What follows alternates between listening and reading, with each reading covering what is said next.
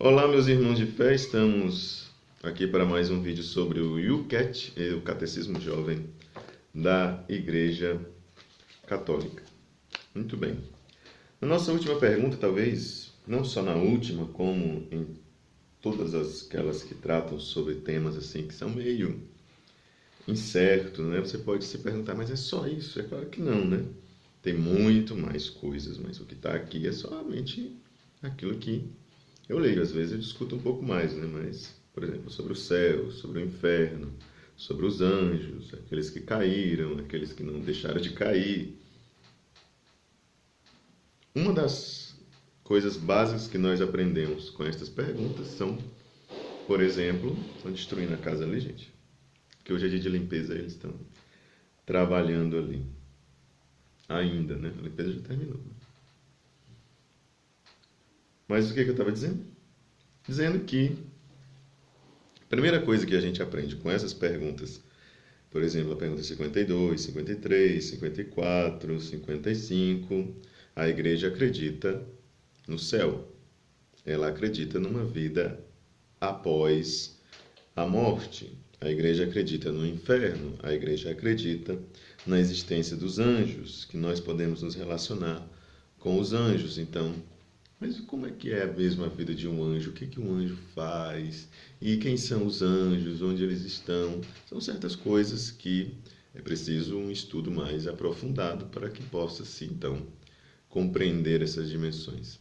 E só o fato de você saber que a igreja acredita nisto já é o primeiro ponto para que você conclua que você também precisa aderir a esta postura de fé.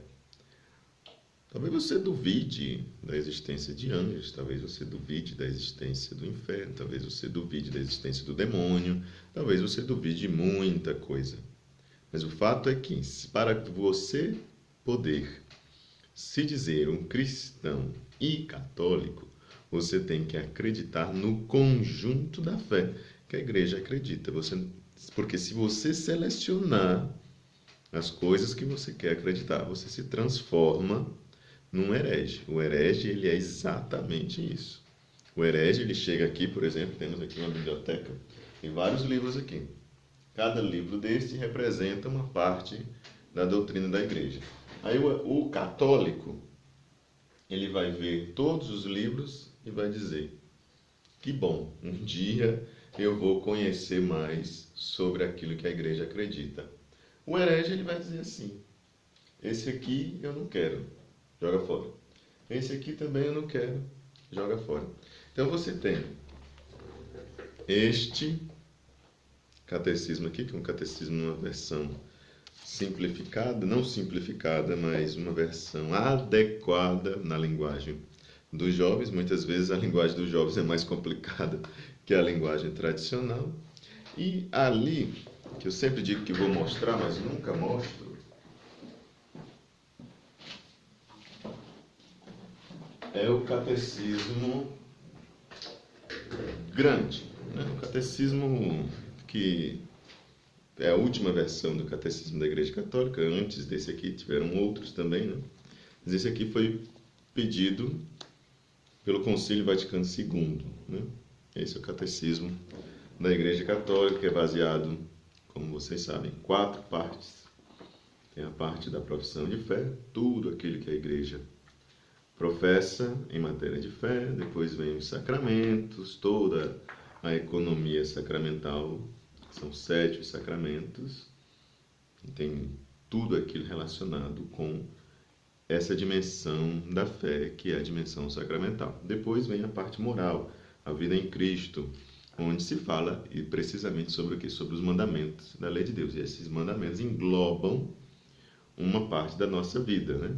Teve ali a parte espiritual, aqui a parte moral, ou seja, a parte do nosso comportamento humano, como nós devemos nos comportar, e depois, novamente, outra parte espiritual, que é a parte da oração cristã. Tudo aquilo que diz respeito à oração cristã ou à oração na vida cristã, ele está na última parte do catecismo. Basicamente, o catecismo se baseia em 3 pilares, né? O pilar da fé, da moral e da espiritualidade. Aquilo que nós acreditamos, como nós alimentamos esta fé e o que tudo isso me faz, como tudo isso me faz me comportar, o que isso me faz, como isso me faz agir, né? O modo como eu ajo no dia a dia é o modo como eu alimento essa fé que eu professo. Tenho uma fé determinada. A forma como eu creio é a forma como depois eu vou me comportar. Por que eu não mato as pessoas? Porque eu acredito que Deus me manda não matar. Ou seja, aquilo que está aqui é uma norma para a minha vida. E por que eu obedeço esse mandamento que está aqui de não matar? Porque eu acredito que isto vem de Deus. É a minha fé revelada no Pai, no Filho e no Espírito Santo. É tudo um caminho, né? Tudo uma seção consequente, ou uma seção lógica. É algo que vai fazendo um caminho, um processo que, de certo modo, entre aspas, me condiciona. Claro que o ser humano não era alguém condicionado, mas ele se condiciona na medida de que ele aceita a coisa, né? Ou a realidade. E assim por diante. Você aceita, então você se condiciona a obedecer aquilo que está no catecismo. Se você não aceitar, então paciência, né? Vai viver a sua vida do jeito que lhe der na telha. Depois sofra as consequências. Mas é basicamente isto, né? Então, aqui nós temos a pergunta 56, que é muito simples, por isso que eu enrolei um pouquinho. Mas o que a pergunta nos leva a crer? O ser humano tem um lugar especial na criação? A própria pergunta ela já vai lhe dando o tom da discussão, né? Este ser humano, porque nós estamos falando das coisas criadas, mas agora nós passamos para um setor diferente, que é o setor da pessoa humana, da criatura humana, esse ser que pensa. Alguns, né? Não é toda a humanidade que pensa, não, mas todo ser humano é dotado de razão, né? Não necessariamente aqueles que têm o uso da razão pensam. E aqui eu não estou falando de pessoas que perderam a capacidade mental, não. Né? Estou falando de outra categoria, né? Mas isso não vem a caso no momento. Então, o catecismo pergunta: o ser humano tem um lugar especial na criação? A resposta é sim, óbvio, claro, evidente. Por quê? O ser humano é topo da criação. Se você imagina uma pirâmide, o ser humano ele está no topo da criação, não do ser, porque é Deus que está no topo de uma pirâmide que representaria o ser, representando as criaturas. Então nós temos aí o ser humano no topo. Depois tem os animais, depois os vegetais e depois as coisas inanimadas. Por quê? Ele está no topo? Porque Deus o criou à sua imagem e semelhança. Então, o comentário do catecismo consequente a isso é o seguinte: a criação do ser humano é nitidamente, o que quer dizer nitidamente? Claramente, é evidente, está assim às vistas, às claras, a olho nu. Você não precisa de nada para enxergar, para perceber, para ver que o ser humano, a criação do ser humano, é distinta da criação dos outros seres vivos. É algo que é astronomicamente claro. O ser humano, ele é pessoa, isto é, ele pode, pela vontade e pela inteligência, decidir-se pelo amor ou contra ele.